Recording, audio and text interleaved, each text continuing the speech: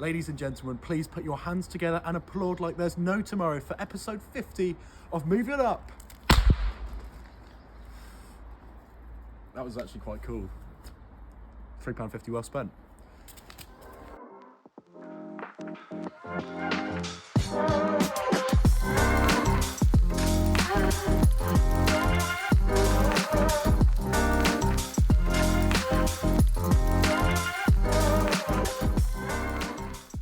Hello and welcome to Movie On Up, episode 50. It is the big one.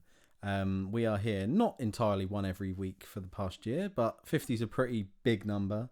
Here we are, episode 50. And have we got a bumper episode for you today? We have got a bumper episode. I'm one of your hosts, Adam Barlow. Oh yeah, I forgot about that bit. And I'm your other host, Alfie Walker. There we go. 50 episodes in. One of these days, we'll get a format sorted. Do you want a fun fact? Go for it. I love a fun fact. Yeah, mate. Well, this is going to knock your socks off. It's been 379 days since we recorded our first episode. Wow. Feels like it's been part of my life forever. In a good way. Not in a chore that I have every week kind of way. I'm not convinced now you've said that, but the feeling's mutual. Today, though, is a special episode. We're, of course, going to be celebrating the fact that we've been doing this for a year, but also we're going to be taking a lovely little walk down memory lane, I suppose, of the last year in film. 2024 has been a roller coaster, a year of extremes, I think. Some excellent films and some absolute piles of garbage. So we're gonna talk about both sides. We are. We're going to talk about, our bests. We've got our Movie on Uppies 2024. That's going to be an annual thing. So this is the first ever one. Great catchy name, I know. So we've got our categories to run through there. And as Adam said, we're going to be talking about our bests and worsts, that kind of thing. But we've also got some reviews. This bumper episode is full of a review for Wallace and Gromit, Vengeance Most Foul. We're going to talk about that briefly. And cinema, truly. And then we're also going to be talking about the new Robbie Williams biopic. It's called Better Man, and alongside that, another musical featuring animals. Let's be fair, it kind of was a nice double bill, I'll say that. But Mufasa, a Lion King, or the Lion King, whatever it's called. Can't you wait? My God. Yeah, it was bloody excellent. Did you see when Disney literally tweeted something saying #1 film in the world, and then it had a community note underneath it saying not #1 film? Yeah, honestly, excellent. Absolutely excellent. Cheek. I think it's Sonic 3, right? It must have. Sonic 3 won the holidays, I'm sure. Yeah, I think so. Yeah, rightfully so. But we'll get to those reviews in a moment. Firstly, let's just recap. I mean, I've not spoken to you. I mean, the listeners won't know this, but when the cameras are off, when the mics are gone, we actually do talk to each other outside this podcast. So, yeah, it hasn't been radio silence for the last 10 or so days. But how was your Christmas, Alfie? We should let them know that we actually block each other. Once we finish recording the episodes, we block each other so we don't chat to each other at all. No. I've had a fine Christmas, thank you very much. Not particularly eventful. Quite a quiet one. People got ill, which scarpered a lot of plans around the Christmas time, so that was a bit rubbish. But if anything, it's given me motivation to have an even better Christmas next year. Yeah, so there's stuff going on, so it wasn't amazing, but I had a good time with Lenny. I think Lenny enjoyed me being home. We watched films together. And we'll talk about that in a minute.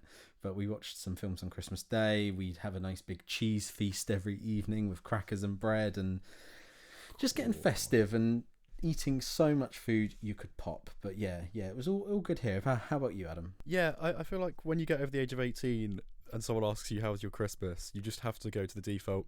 Yeah, it was nice, a relaxed one, a bit quiet but nice. And that's what I've been saying to everyone I've talked to since. But yeah, I had some decent presents. Got a nice Lego set, got a cocktail maker with an actual blender in it, which is quite fun. Yet to crack that open, but yeah, I wanted to get it open for New Year's Eve. New Year's Eve, yeah, right. That's the prime time. Yeah, I'll be an expert by next New Year's Eve, I guess. bring on 2026. But yeah, it was nice. It was nice, man. We watched some films as well, which again we'll get onto in just a second. But it was lovely. Had a few members of family round. It was a bit cramped actually. We had about 12 in total. Yeah, that photo of your Christmas Day table was absolutely manic. There were so many of you. I was like, oh wow, like that's a big old family Christmas. Oh, we opened the Brian Butterfield Christmas crackers as well. That was that was a highlight this year. The badge as well wasn't one of the crackers had like Dorset Wildlife sent a pin badge in or something. Like crazy. What are the chances? One was just say a coffee stirrer.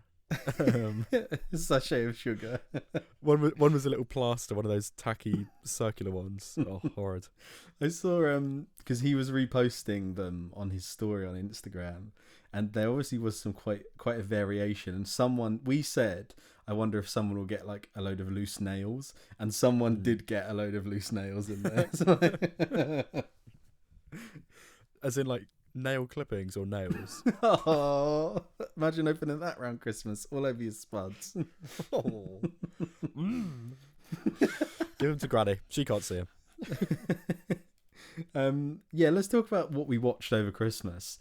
Go on, you start. Did you watch anything Christmas Day, Christmas Eve, over the festive period, or did you even manage to get to the cinema, Adam? Well, Christmas Eve we were going to watch The Holdovers, and my mum was like, "No, that was boring. I'm not watching that." So that scarpered my plans for that. But we did end up. Well, sorry, I got in a strop. Basically, we had a bit of an argument, and the rest of my family took a recommendation from me, even though I haven't seen it. I just know from other people that apparently Carry On, that one with Jason Bateman and Taron Egerton, yeah. Taron Egerton, yeah. Apparently that was half decent, so I was like, that might be good.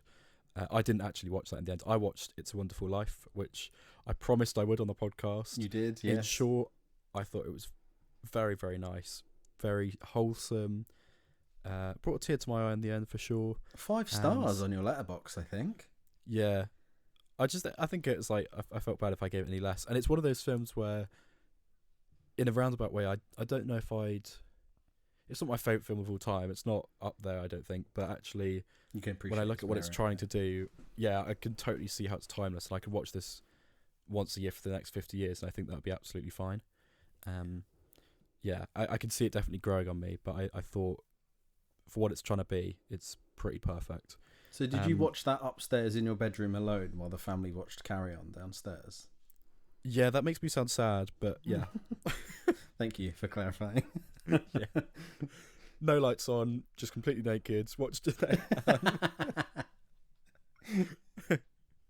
No, it was a nice afternoon. But I eventually got them to watch The Holdovers. That was a New Year's Eve activity that we did. And actually, Mum, in a turn of events that no one saw coming, was the only one that didn't fall asleep or didn't leave the room.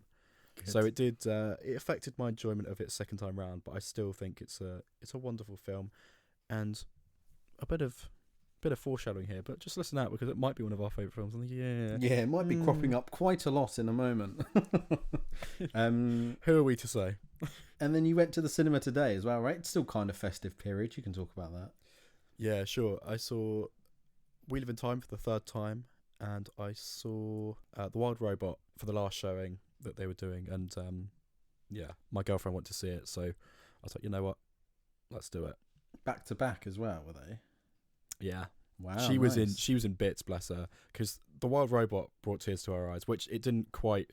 It gives me chills. It's one of those films, but it doesn't quite get me. Yeah, it resonates hard. And then We Live in Time, I felt so sad for her because for the last half hour she was just. Actually, I kept my coat on, thank God, because there were tears going down my arm from her. So, yeah. So we watched The Holdovers on Christmas Eve. Me, Mum, Dad, Lenny. Lenny was sort of half in, half out. Won't lie, but Mum and Dad were in for it and pausing it when they'd leave the room to go for a wee. So it means that they were definitely interested. That's how I tell if they're up for the film. They'll pause it, but if not. They'll just walk out and go get a drink. Like, they're not enjoying this one. But no, they would pause it. They really liked it. I think they started to dip a little bit. And then he breaks his arm. And then I think the pacing picks up. And then from that moment onwards, I think they were in there. I think they were like, yeah, this is fun and heartfelt. And Mum cried. I cried a little bit, had a tear. And then turned it off, and everyone was like, yeah, what a nice film. What a lovely Christmas film. Christmas Day, though, our Christmas Day viewing, Adam, we woke up, did all the usual, and then we put, to start, Superbad on. I don't know if you've seen that film with Jonah Hill and... I haven't. I know it'd be up my street. But Yeah. for Christmas Day? Yeah, don't even. That went on about midday, and then we had dinner after, and then we put on, I think we put About a Boy on, the Hugh Grant and what's his name from Jura 2? Nicholas Hoult. Yeah, Nicholas Hoult film. Put that on. Excellent film, my man. Have you seen it? A while ago, I think. Yeah. Yeah, one of the lockdown watches. I think. Yeah, it's good. It's a proper heartfelt film. It's a lovely film.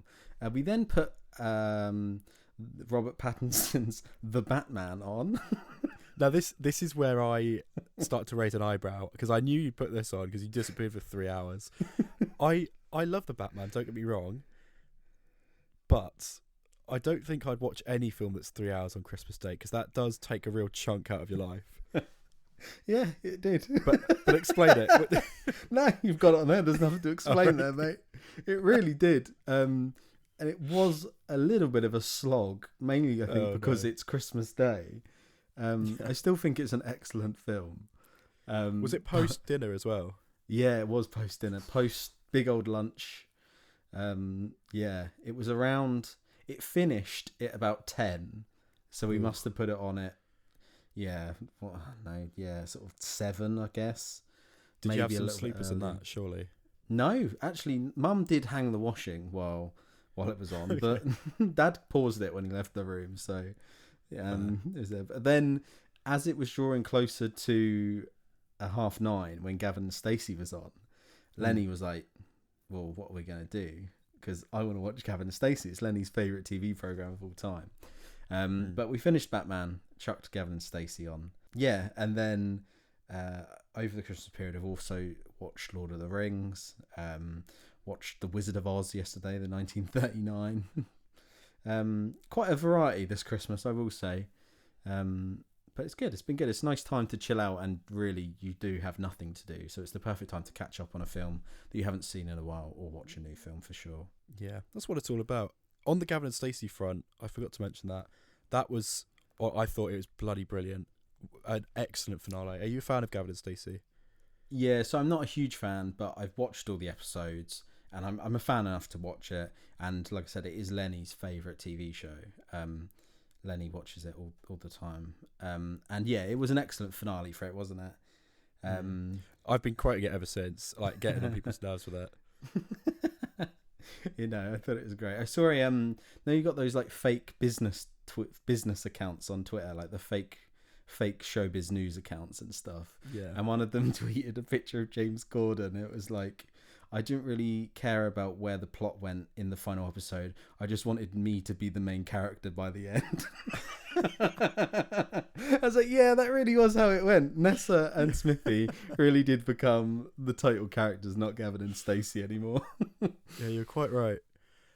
Yeah, I think if I had to critique it, Gavin and Stacey's children, they must be crap actors, because I don't think they had one line between them. Yeah, There's 3 or 4 of them. Yeah, they just Completely sidelined. ushered into the room and then ushered out. Yeah. But no, I think it was an excellent little finale, and I think it finished it off really nice. Like, I'm so glad it's done. I'm glad that that's fully it. For them to have landed it as well, because I couldn't believe it was 5 years ago when they last did a Christmas special. Yeah, it Which feels is like just it was wild 2 to years think ago. about. Like, Yeah. yeah, mental. Insane. But I mean, brilliant. Just every line he had in that show. The one we keep saying is the interaction where they find out that Gwen's dating Dave Coaches. Just anything about that scenario. Bryn's like, oh, secrets and lies, Gwen. Secrets and lies. And then they start talking about a fishing trip, and there's the bit where he's like, no, there'll be no secrets if this is real love as you profess it to be. Tell her. Tell her. Tell her. Like Emperor Palpatine. So weird. Speaking of Christmas Day watches, while we're here, we might as well bring it up. Let's talk about Wallace and Gromit: Vengeance Most Foul. Let's talk about it. Were you excited for it? I was. I'm not the world's biggest Wallace and Gromit fan. I love Gromit, and I love Shaun the Sheep. So Aardman is very dear to my heart. And I've seen all the other Wallace and Gromit things. Still terrified of the Were-Rabbit. I don't know what it is. It's really creeps me out. I think it's the mind swap stuff. I'm not a fan of that. But I was very excited. I was counting down the minutes till the showing. Yeah. How about you? Yeah, so I'm quite a big fan. Lenny's a bigger fan. But I'm a big fan of The Wrong Trousers. I could watch that all the time. I think that's excellent. And I'm a fan of just the way they are just sort of cultural icons. And yeah, as I said, I'm a big fan of Feathers McGraw as a character. And I was excited for his return. And then, well, one of our categories on our movie and uppies that we're going to do in a bit is most disappointing. And I think maybe it's not most disappointing, but it was definitely a contender for me because I just don't think it hit. Adam said, we were speaking about it before we went on, started recording, and we said that potentially it sort of never got going, and when it did get going, then it was over. Yeah, I just felt it lacked a little bit, and it wasn't as great as it could have been. Don't get me wrong, I enjoyed it, but I sort of really had my hopes up for it, if I'm honest. Yeah. I really like Norbot. His song's adorable. I've been singing that. That's another thing I've been quoting on the long walks in the last sort of week. But yeah, you're right. Although Feathers McGraw is excellent, I think he's very funny in this film.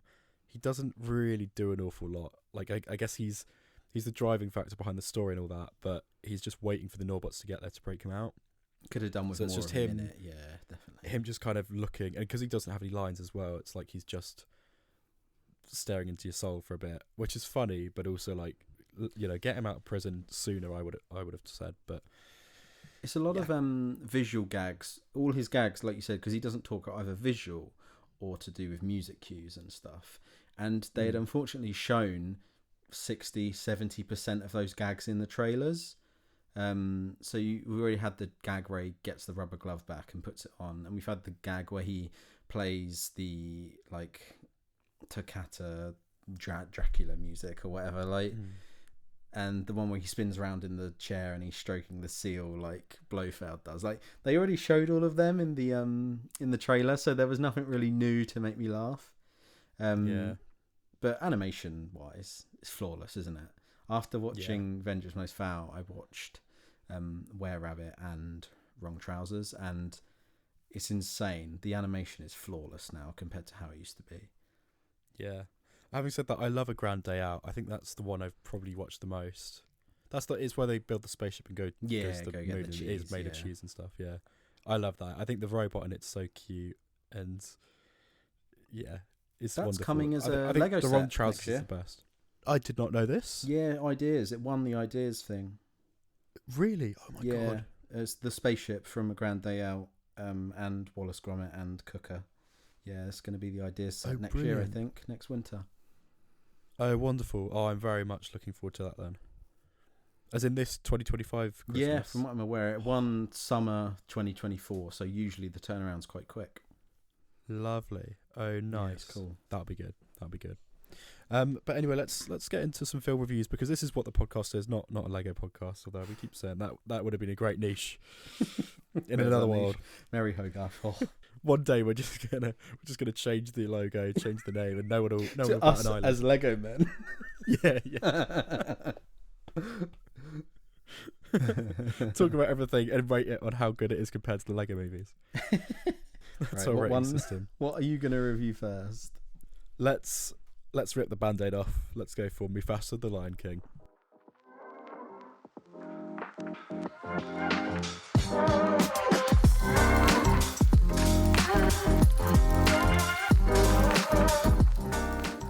So in 2019 we had The Lion King from Jon Favreau, I believe, right? Was that from Jon Favreau? I think you're right. It was Jon Favreau's Lion King. I think it's one of the highest grossing films they've done. hit off. Very controversial because it's a live action, but it's not live action. It's fully CG. A lot of controversy around the way it is identical to the animated. So should those people get sort of reparations or money or a whole whirlwind of things? And then Disney go, I know, we'll make another one. And so this year, 2024, we get Mufasa, a prequel-esque, sequel-esque thing. Go on, Adam, take it away. Yeah, so the framing device they use for this film is it's Pumbaa, Timon, and Rafiki in a cave looking after Nala and Simba's daughter, I think, who's played by Beyonce's daughter, because Beyonce voiced Nala in the 2019 one. Blue Ivy Carter, I think that's her name. Kiara is the name of the lion. I don't think... Oh no, it is clear why the parents have gone away. They've basically gone away to have a kid. It's kind of quite obvious from the first 2 minutes what's about to happen. So, yeah, Donald Glover reprises his role as well as Simba, I should say. But yeah, they really are sidelines. They're there for the first 2 minutes and there for the last 30 seconds, and that's about it. So the whole story is Rafiki comforting Kiara with this story of her grandfather Mufasa, and then Pumbaa and Timon every now and then butting in and being like, oh my god, is that us? with crap jokes. I need to say it first of all, this is a film with loads of daft jokes. I don't think I laughed once. It's been a long time since I can say that. Even in like Kraven the Hunter, I laughed. You know, there were jokes, and I was literally watching them, be like, that was a gap for a pause.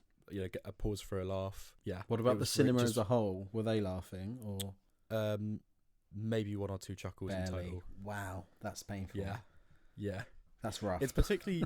I actually think potentially the audio mixing was a little bit out of whack, because even in some of the songs, you can't quite tell what's being said. Particularly Mads Mikkelsen's song, which is called Bye Bye or something.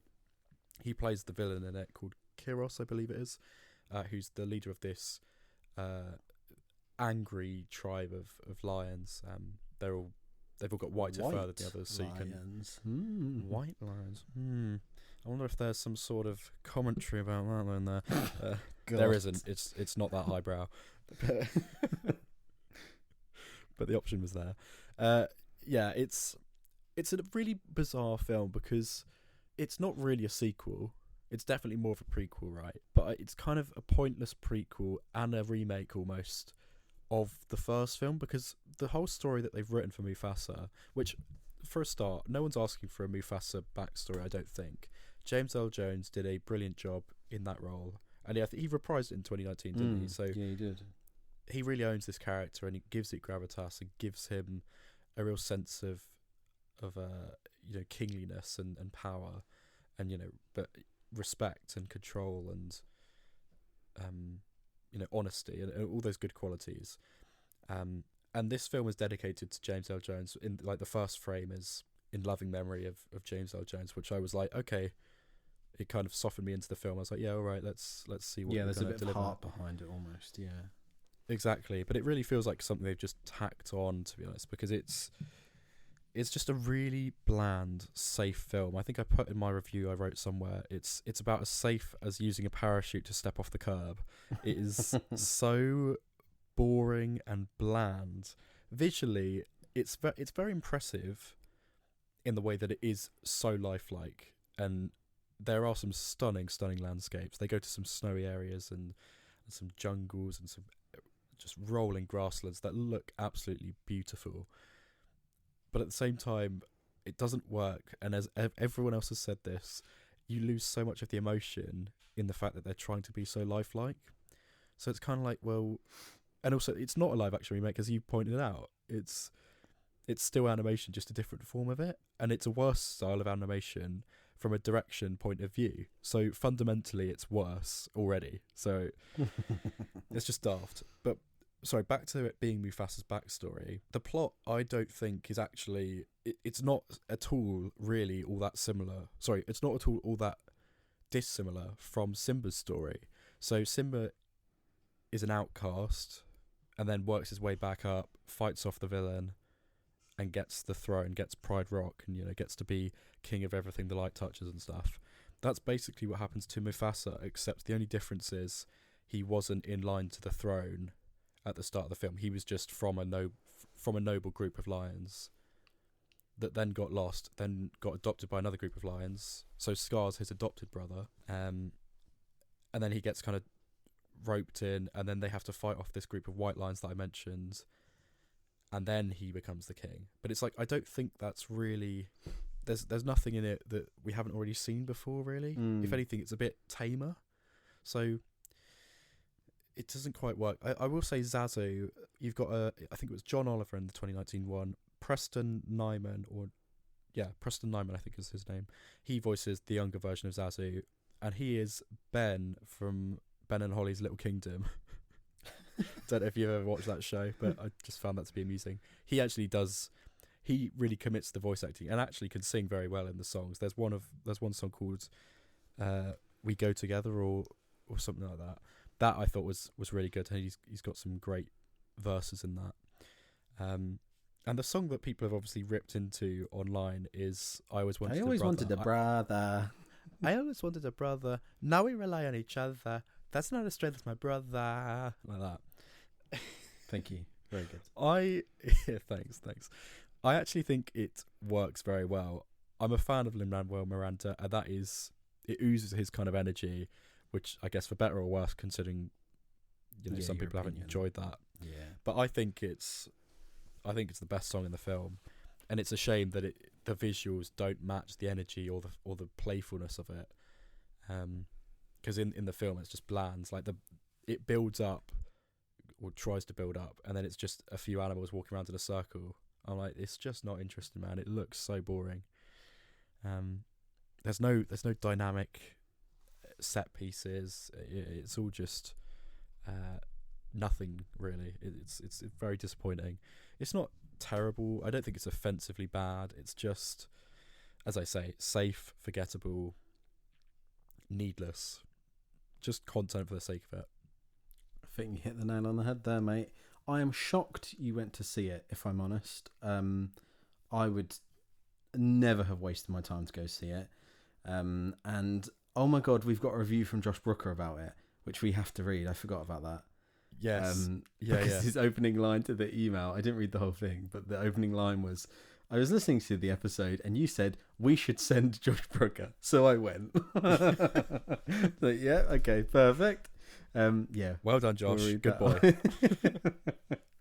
Do you want to get that email up now? I will say Aaron Pierre, actually, he plays Mufasa.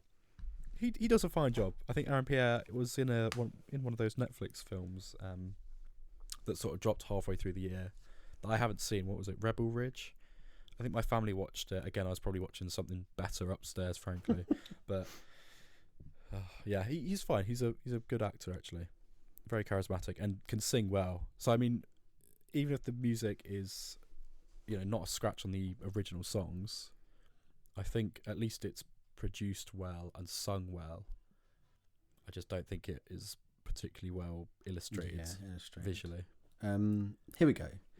This will finish off the review quite nicely, I think, because I think he's got very much the same opinion as you, Adam. Good tidings to you both. During episode 46, I happened to catch the phrase when mentioning Mufasa the Lion King. Josh Brooker, friend of the show, if you're listening, go watch Mufasa for us. Well, as the saying goes, ask and ye shall receive. It was the day before Christmas. He went on Christmas Eve. What? It was the day before Christmas, while most people were preparing for Christmas with their families or doing some last-minute present shopping. One stupid Burke with too much time on his hands ventured towards his local world of sin. Yeah, rather apt there with that one. His mission, seeing Mufasa the Lion King, as well as Sonic 3, to provide some joy to this afternoon of cinema. A brief few words on Sonic 3. So you reviewed this last episode, didn't you, Adam? Sonic 3, yeah.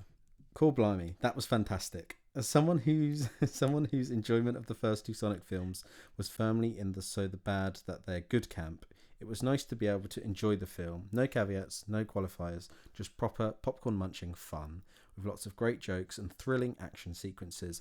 What more could one want? Also pleased to report the showing I went to was incredibly well packed too. That's excellent. I'm glad Josh liked that. You've been singing its praises, haven't you, Adam? So now, I think it's so good. It's such a crowd pleaser. Now, Mufasa. Where to begin with Mufasa? From having encountered the trailer a fair few times in recent weeks, I initially had zero intention of going to see it, but in desperate need for something to pair with Sonic 3, full blame to my local bus service at the nearly 1 hour journey time to the cinema each way, and knowing that seeing this would help the Best Film podcast, thank you, I had my solemn duty. First things first, despite showing at the same time for Wicked, Moana 2 and Sonic, all having at least 15 to 20 people in them, I was in a screening by myself for Mufasa. Not one other soul. Phenomenal. In terms of the film's quality, I thought it was boring and bland. I would expand on the plot, but given that Mr. Barlow has since seen the film, I would do a better job summing the film up than I. He can have that honour. In terms of what I liked, I thought the landscapes looked utterly gorgeous. They were clearly well photographed. In terms of its colour palette, it was wonderfully colourful, vibrant, and really sold the beauty of the natural world. But aside from a few of the songs being good, any other positives I can think of are in the camera was in focus sort of school of thought. The biggest issue... That is a damning statement. The biggest issue of the film is that it's utterly pointless. There is no reason for the film to exist outside of Disney trying to make money. The viewer gains no new insights to Mufasa or Scar or their relationship at all, other than explaining the reason why they fell out. I shan't say it here. That's up to you both of you to decide whether you want to reveal it on the podcast. But I will say that the reveal annoyed me so much that I muttered to myself, oh fuck's sake, of course they fell out over. The photorealist animation didn't do much for me either. A lot of what made the original film so powerful and unforgettable was the animation, the depth and the detail of the characters, etc.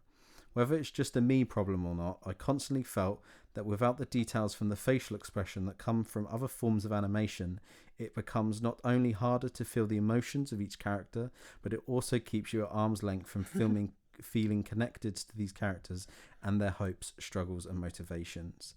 The pacing is terrible. As a viewing experience, it felt longer than Killers of the Flower Moon and even Megalopolis.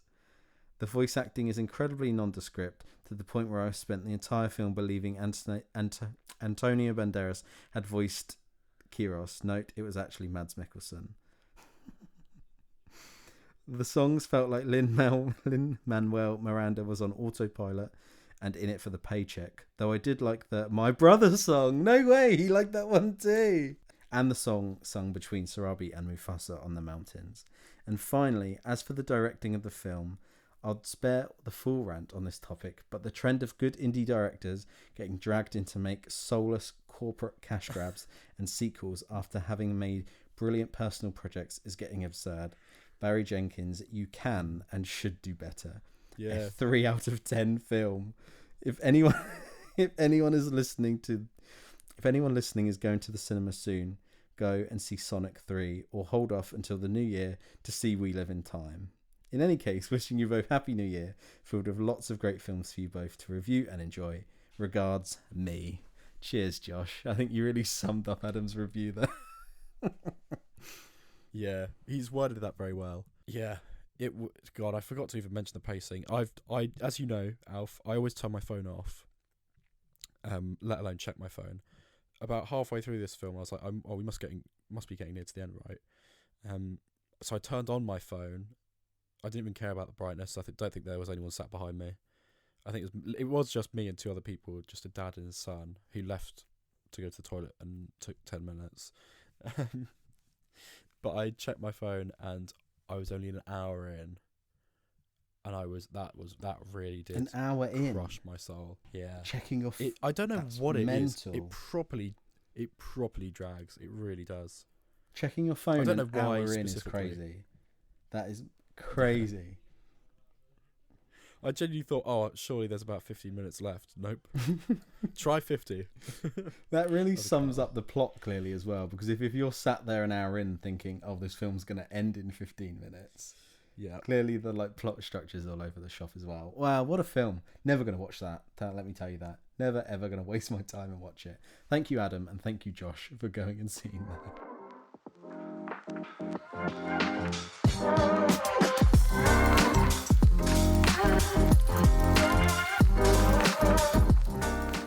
So, I'm not a particularly big Take That or specifically Robbie Williams fan. I think he's really annoying, quite self-indulgent, and yeah, I quite frankly don't like him at all. Adam, your opinion on Robbie Williams? Me with the floor show, kicking with your torso. Boys getting high and the girls even more so. Wave your hands if you're not with a man. Can I kick it? Yes, you can. I got funk, you got soul. We got everybody. I've got the gift, gonna stick it in the goal. It's time to move your body. Babylon back in business. Can I get a witness? Every girl, every man. Ooh, ooh, ooh. I may hate him, but the song's catchy. I won't lie, and everyone knows it. Right. Music video's terrifying, but yeah. I am a huge Take That fan. My last name is Barlow, so I've grown up with everyone asking me, "Is Gary Barlow your dad?" No, he isn't. But much to your mum's disappointment, no, he isn't. Yeah, and to my dad's as well. Yeah, so by extension, I appreciate Robbie Williams. I think Candy is one of the most fun, uplifting songs of all time. Like I remember when that song came out in like 2013 or something. I had it on repeat. I must have been in year 5 or year 6, but I blooming loved it, and the music video is so playful. It's so much fun. So I was looking forward to Better Man. I'd heard that it was a very interesting biopic, one of the better ones, one of the stronger ones, and having seen it, I totally agree. I haven't seen every biopic ever made, but you know, I've seen enough now that I know what I'm getting myself in for. Particularly the musical biopics. Yeah, the recent which have ones, become, right? Like Bohemian Rhapsody, Rocket Man, I Want to Dance with Yeah. Somebody, all of those sort of, yeah. They've become a bit stale. I actually don't think I saw many last year. Piece by In terms piece of like as well. there was, yeah, piece by piece. God, don't too soon. But what? Yeah, we had the Amy Winehouse one and we had the Bob Marley one. I didn't see either of them, but I don't think we missed out there. But Better Man, I was, yeah, as I say, excited. Trailers looked like a load of fun, so went along and I had a very good time with it. I think it's perhaps a little bit over long. It's 2 hours 15, and I think it does hinge somewhat on how much you like Robbie Williams, because it is, I suppose, a bit self-indulgent, because it's very, look at all the struggle I've been through, but look how I've come through and I'm stronger than ever before. And it is a bit like that, but I think it's kind of what a biopic has to be. Like if you don't have that arc, then it's like, well, what story are you telling, you know? But I think in the case of Robbie Williams, I do believe that this is fairly accurate to his struggles, and he's very open about his opinions and about his feelings. I've seen a bit of his press tour that he's done for this film, and yeah, he wears his heart on his sleeve, and he's been through it. He was absolutely catapulted to fame when he was about 15 or 16 years old, and there's a moment in this film, I think, where he draws attention to that, and how there's that saying where people are frozen at the age they become famous. So in his mind, he feels that he's emotionally stunted and emotionally, he's been robbed of his childhood and of his maturity, really, which I think is a really powerful, sad and reflexive thing to say, and quite brave for him to be that open. And whether or not it's a bit like, oh look, woe is me, that's up to your own interpretation, I suppose. But I think, for the most part, I found it to be really genuine, and actually it did bring a tear to my eye at the end. I thought they play angels, of course, in a sad scene, and that really got me. And I was surprised actually by how dark it was willing to go. I've not even mentioned the most sort of defining thing about this film is they don't cast anyone that looks like Robbie Williams, but they cast what's his name, Jono Davies, who does the motion capture for Robbie Williams, who is depicted as an ape. So exactly the same as Planet of the Apes style. Yeah. You heard that correct. Just skip that 15 seconds. You'll hear it again. But you know what? I think it works. I'm trying to think if there's been an example of this. There must have been. Because in my mind, I don't think of that. Like, I'm kind of like, yeah, sure, that seems like something cool to do. Why not? But then everyone normal that I've spoken to that isn't into films, it's like, oh yeah, I don't mind Robbie Williams, but why is he a monkey? It's fucking weird, mate. Yeah, absolutely. And That's in all my mind, anyone said to me, yeah. I kind of didn't think twice about it, but maybe that's just me. I just thought, yeah, that's the film he made, and I kind of was like open to it. So I don't know over Christmas, like, because obviously everyone knows I do the film podcast with you. Anytime I saw anyone over Christmas, they'd try to talk to me about films, and they'd go, how dare they? How dare they? Yeah, literally. I talk about it enough, thank you. Talk to me about taxes or something, I don't know. And the first thing they'd say would be, I've seen that trailer for that new Robbie Williams film. What's all that about then? Why is he a monkey? Like, I don't know. I don't think it's that deep, if I'm honest. I think it's just clearly a way of presenting himself in a film, not as him, isn't it? So, yeah. I'm not that fussed by it either. I don't think it's that big of a... Maybe it's because we saw the Pharrell Williams one where he's a Lego man. Like, we're not that bothered. Yeah. But everyone else is clearly really bothered by it. I think it's like... Because it's obviously the obvious metaphor that he feels like he's a performing monkey. But it's actually more than that. It's like he feels less evolved. He... that's his spirit animal that he's joked about. Oh, yeah, I want it to be a lion, but actually I'm more of a monkey, really. And I think it works fine. Like, it's just a bit of fun, and it makes it stand out from other biopics. Because imagine seeing a trailer where it was just someone cast as a young Robbie Williams. Like, how's that going to stand out? And I do think that with the context of what happens in the film and how well it's performed by all the actors, the musical sequences are very creative, particularly Rock DJ. They're like running down the streets of sort of central London, and that's great. It's all done in one take. It's done by the same director who did The Greatest Showman, so it's got a good caliber of directing, vibrancy to it and sort of thing. Yeah, kinetic energy. Yeah, and I'd say it's paced very, very well.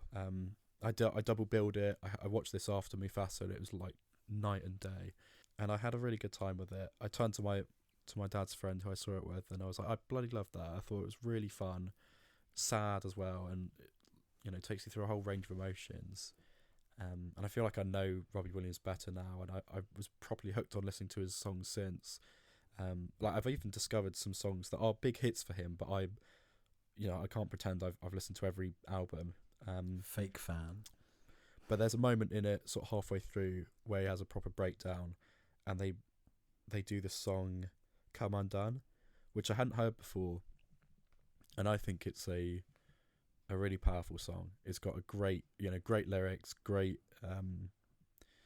rhythm, and song to it. It's a great song. Basically, it's what I'm trying to say. Can you tell I don't do a music? Lovely podcast, music terms. Yeah. The tempo is tempoing. Maybe it's one of those films where it's like you're either going to get stuck on him being a monkey or going to get just stuck on it being a Robbie Williams film. But if you can overlook that, or I don't know if it'll win you over, but I definitely think it's one of the best. Does he have a standard human voice in it? A standard human voice and standard human body, like body language, everything like that. It's just a monkey. He's like a full body of a monkey, but he wears the clothes. But they don't like have him walking. No, he wears the clothes, right? And like when Robbie Williams had his blonde hair, he has like blonde frosted tips. That's funny. It's quite cute, I think, and it just works. I don't think it's that outlandish, really, I enjoyed it. They do a good thing, a bit like The Holdovers. They have a bit of film grain over the whole thing, so it sort of dates it to look like it's been filmed in the 90s. Jono Davis does the voice for him when he's in actual scenes of dialogue, but then Robbie Williams himself voices over the whole thing, Right. Okay. I think he reproduces the songs for this because some of them are produced up and have more of an orchestra behind them, or some of them are more acoustic. Yeah. But I thought the dialogue overall and the script was really tight. It was very cheeky, lots of swear words. A cheeky monkey. They dropped the C-bomb. Yeah, they dropped the C-bomb about 20 odd times. Nice. Yeah, they just kind of go balls to the wall with it, and I've got to respect it. It's not as outlandish. No, actually, I was going to say it's not as outlandish as Kneecap, but actually, it's probably on the same level. So if you enjoyed Kneecap, I think you'd probably like this. Completely different types of music, but I'd say Kneecap and Better Man were definitely the best musical biopics that I watched last year.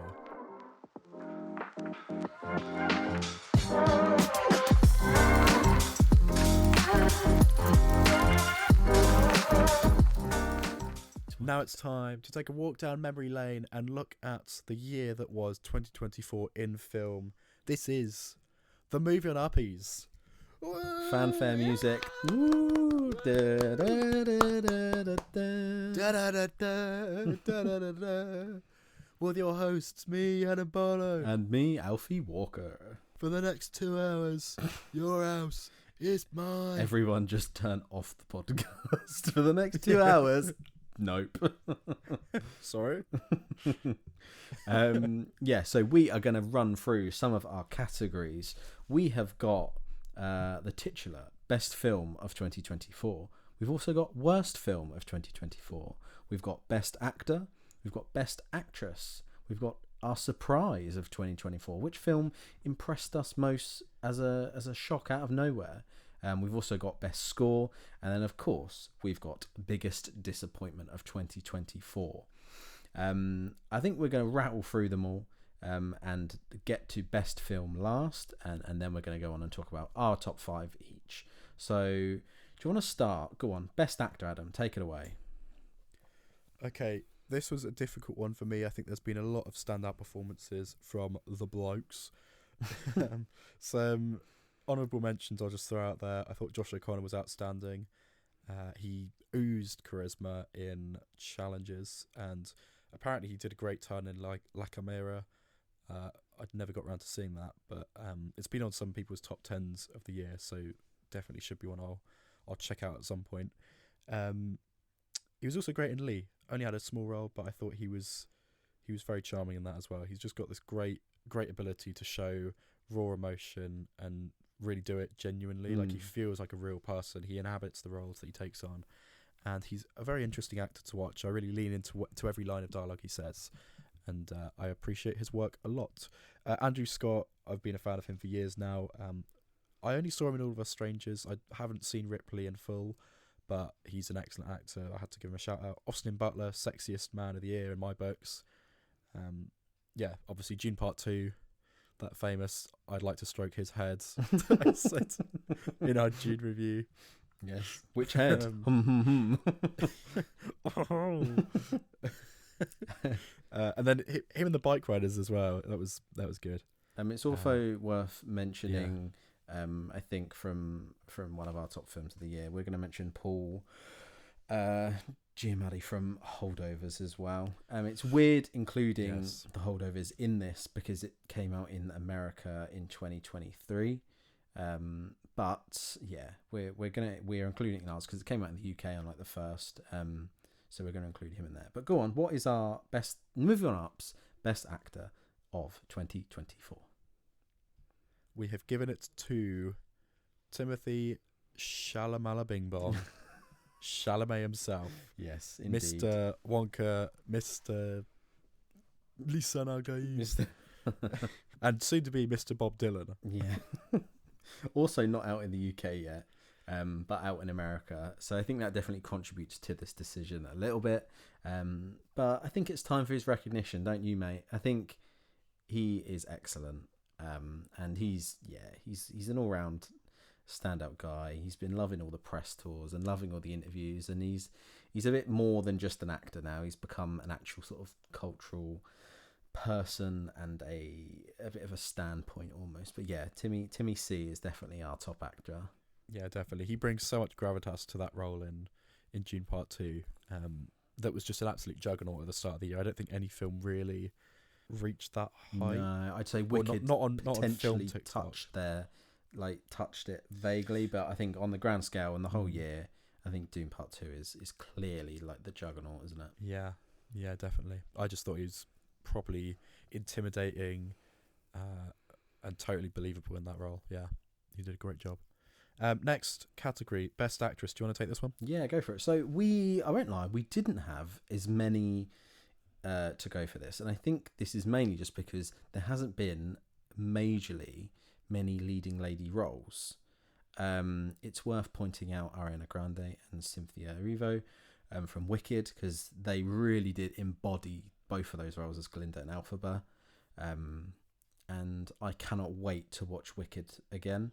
It's now out in the UK for like digital download, and I cannot wait to watch it, because I really do think, particularly Cynthia, that they are pretty outstanding in that film, and they've, like we just said with Doom Part 2, they've sort of embodied the whole film talk and film social media and stuff, and it's crazy. Who was the other actress you wanted to give a shout out to, Adam? Saoirse Ronan was great in The Outrun. I thought, such a heartfelt, really difficult watch, actually, that movie. And she just breaks your heart in that film. Saoirse Ronan's always been, proper tour de force for the last sort of 10 years, I'd say.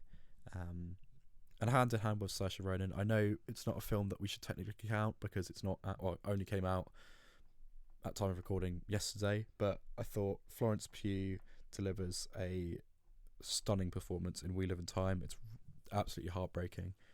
And Daisy Ridley, actually, as well. I'll throw her out there because Star Wars obviously gave her quite the mountain to climb in Hollywood, but she did a very, very solid, very respectable job in Young Woman in the Sea, which is on Disney+.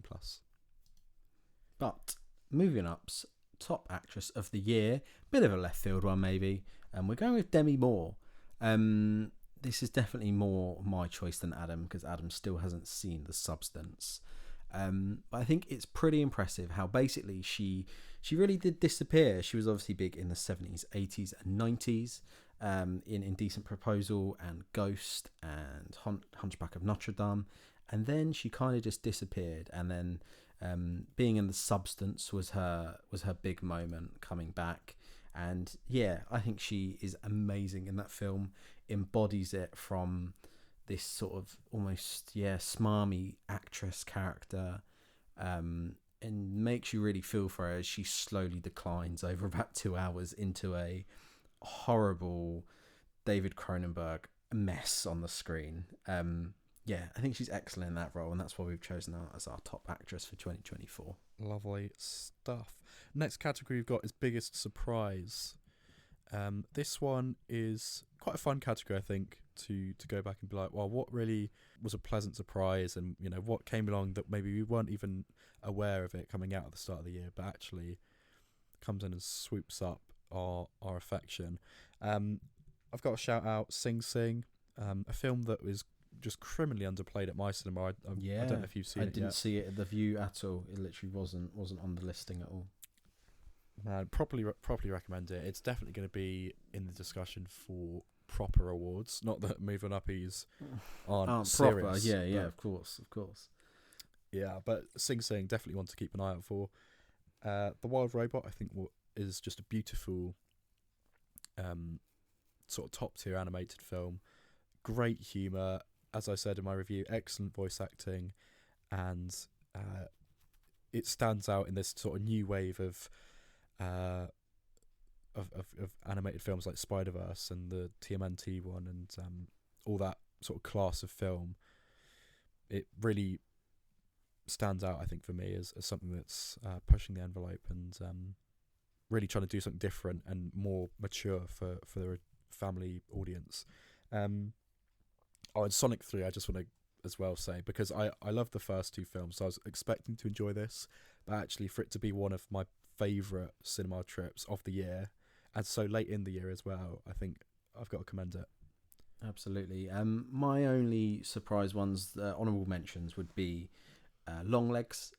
We sort of knew from all the marketing that it was going to be good, but it was a surprise that it was so well received. And then The First Omen that I missed at the cinema, and the First Omen film from like the 70s is great, and then they slowly go downhill, and then we've never had a big resurgence of the demonic sort of genre. Same with the new Exorcist film that came out like last year. That was awful. And so The First Omen came out, and I caught it on Disney Plus. Didn't even catch it in the cinema, and yeah, one excellent little surprise that was for me.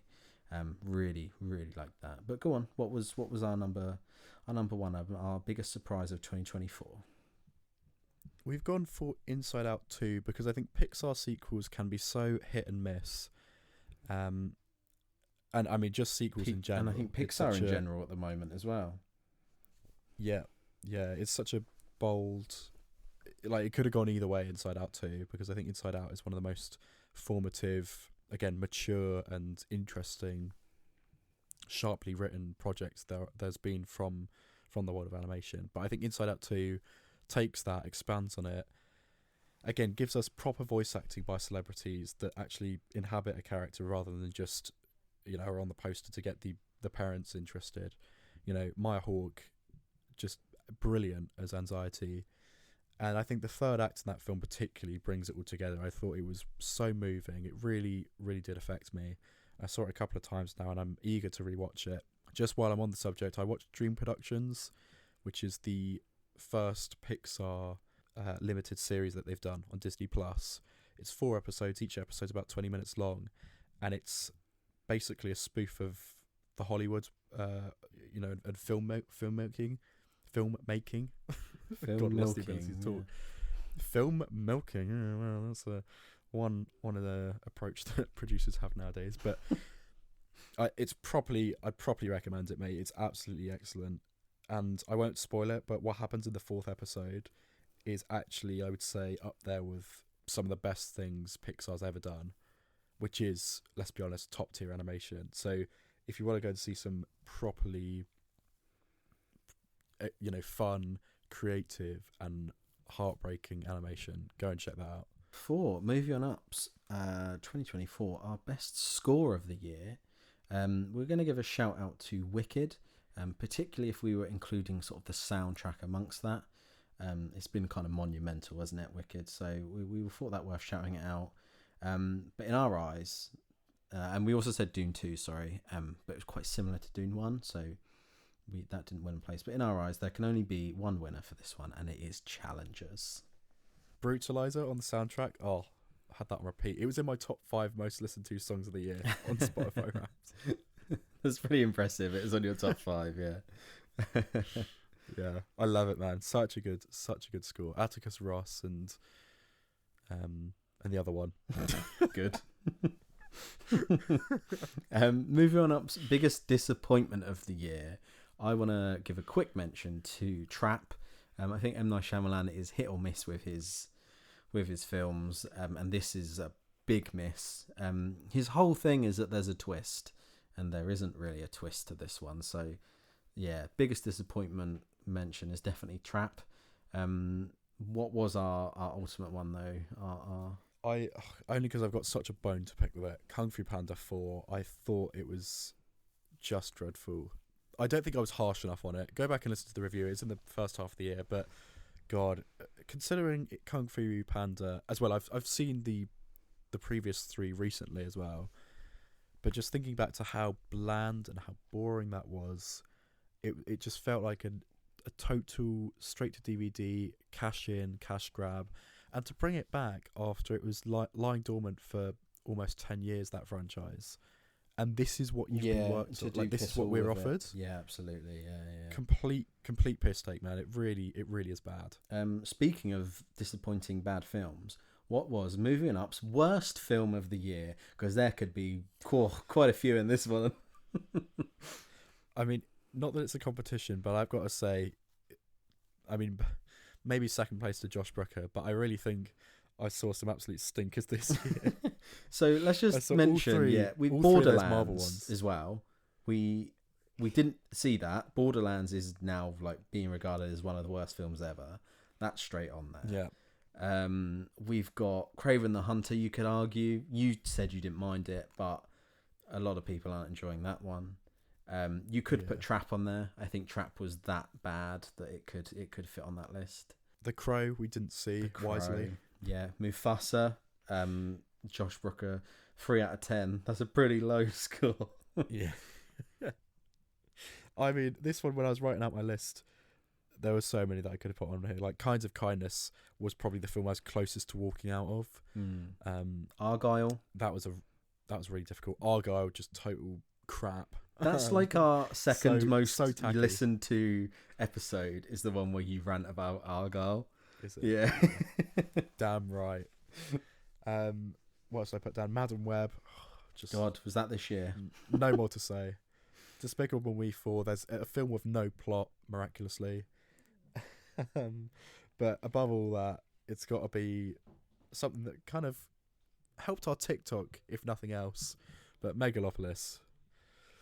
Jesus, what an experience! I still haven't caught it. I'm trusting Adam on this one. But from the clips I've seen of it pirated online and TikTok and stuff like that, my God, what a colossal failure of a film.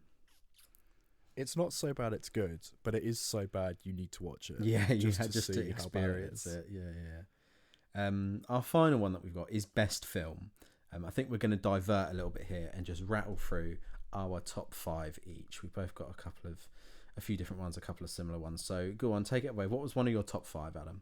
I put Dune Part 2 kind of as a obligation really to the rest of the world because everyone loved this film. I remember being slightly underwhelmed by it, but I think I might have just been a bit tired and a bit caught up with uni work at the time.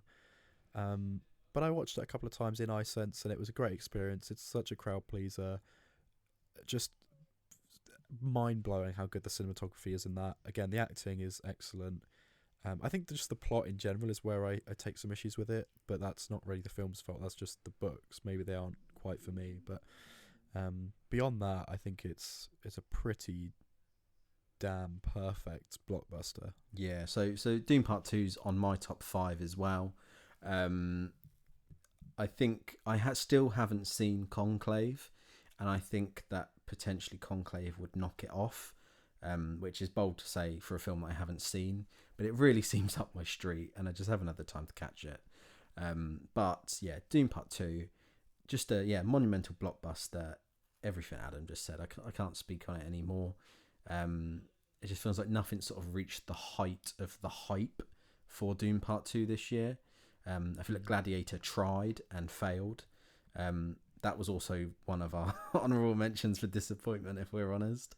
But yeah, Dune Part 2, man, excellent. What else have you put on your list? So I have got Challengers.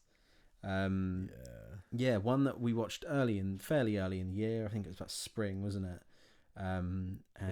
Stood out for me the whole year through. Like you said, soundtrack, Josh O'Connor, Mike Faye, Zendaya, excellent, and it stuck with me. I've told my parents to watch it. I think they'd love it, but they haven't yet. I was going to try and watch it over Christmas with them. I need to go back and rewatch it, but yeah, what an awesome film, especially in comparison with your review about Queer from the same director. Quite a wild juxtaposition there. The cinematography, the shots, everything about it, the pacing, fun, electric. Yeah, man, so good. Yeah, I also had Challengers for all the same reasons. It's like a shot of caffeine, isn't it? Yeah. What a good way to describe it. Even though it's over 2 hours, isn't it? Yeah. But it just fills you with so much energy. Like, my God, like edge of your seat, nail biting, building up to that final moment. Brilliant. Yeah, everything about it. Shot of caffeine is a really good way to describe it. It's a film that it's probably 2:15, but as it was building, it felt like it was maybe an hour and a half. That's such a cool film. Yeah, and I frankly could have watched another hour of it. Like, I loved it that much. Go on, what's another one on your top 5? I put Inside Out 2 as previously discussed. I think it's a wonderful sequel. I think it's better than the first film for my money. Probably up there with Pixar's best stuff, therefore the best animated films of all time. I just think the way it taps into real emotions, as Inside Out should, but to do it so authentic in a way that isn't cringy, in a way that isn't contrived or again, like Better Man could have been. It's not woe is me. It's not anything that's too by the numbers. It brings a fresh take to it.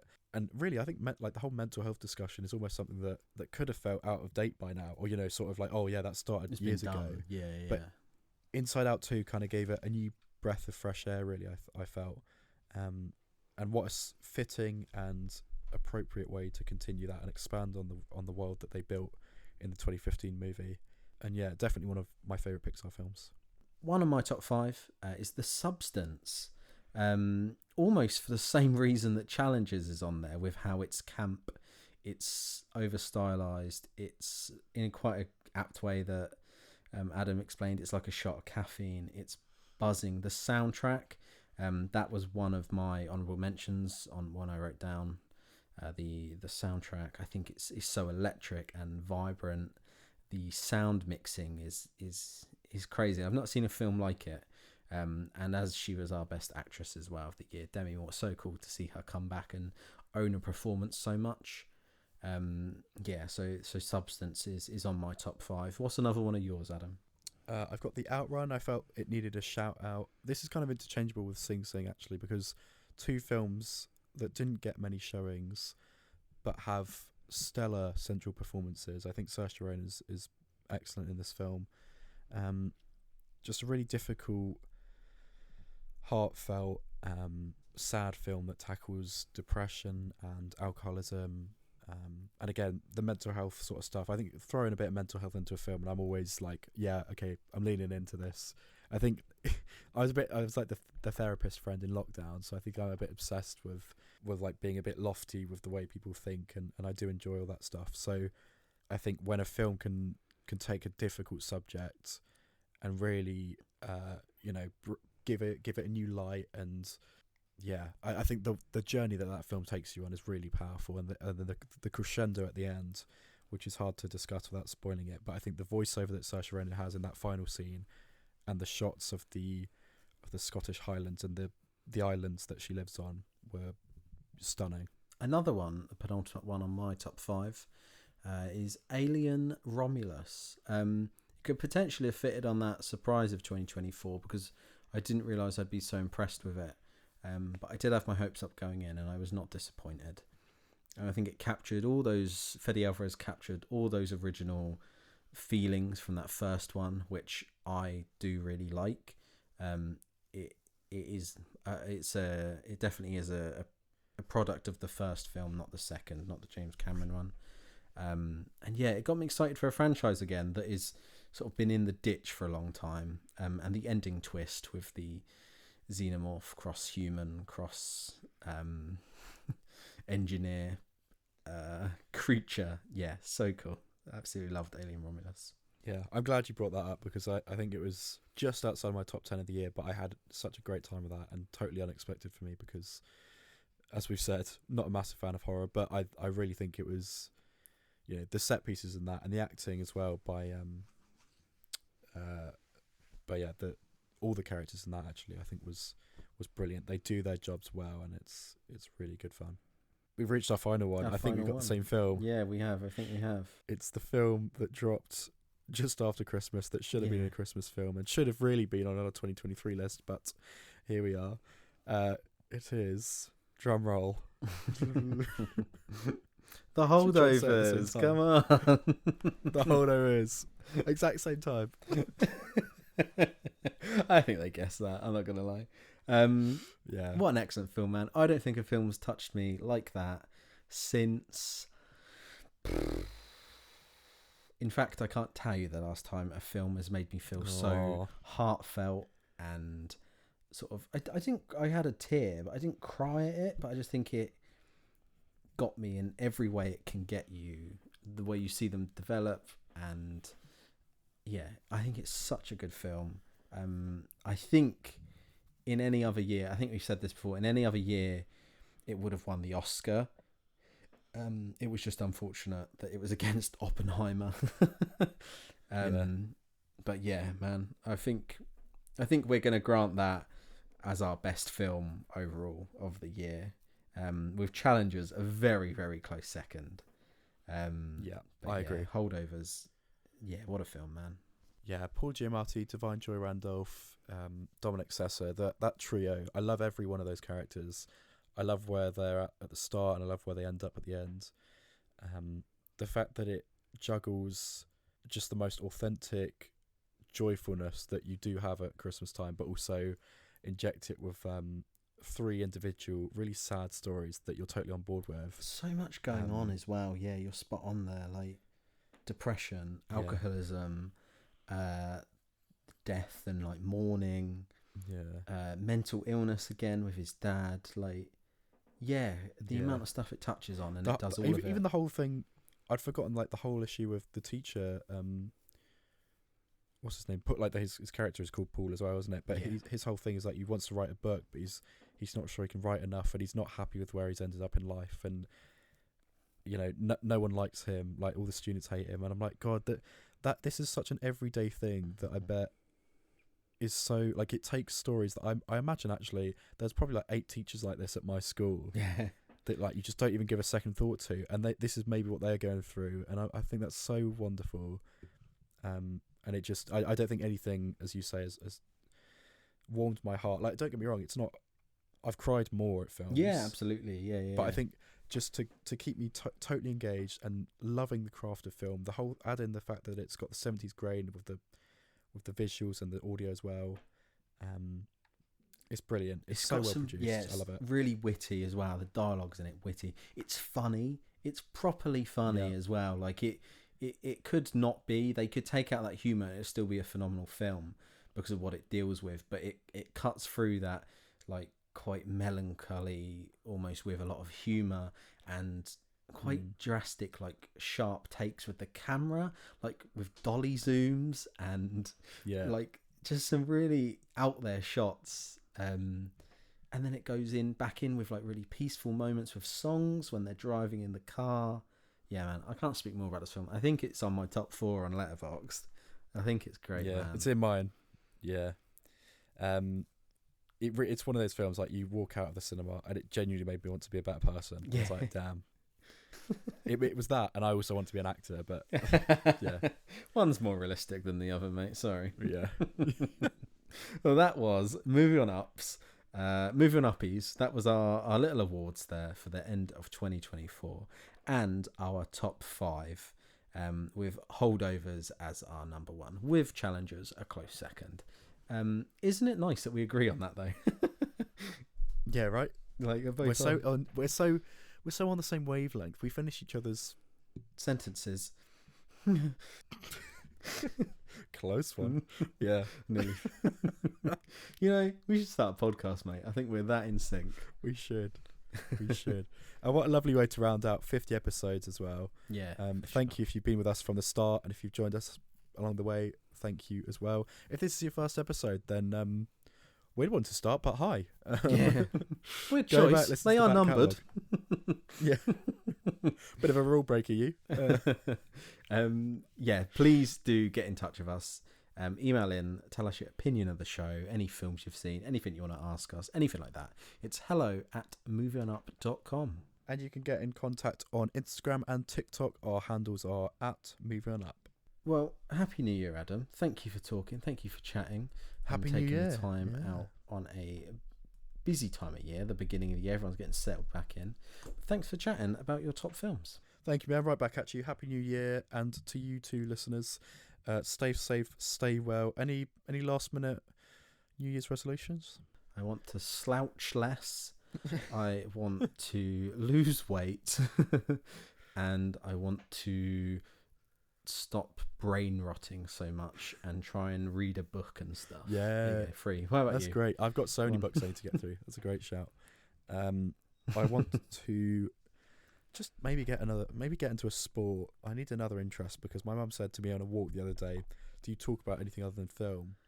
Which really, I went silent for a bit on the walk after that because I really went into a pit of self-reflection. But that's fine. That's fine. It's all good. It's all good. We're good. Happy New Year, folks. Thank you for listening. Thank you. See you soon.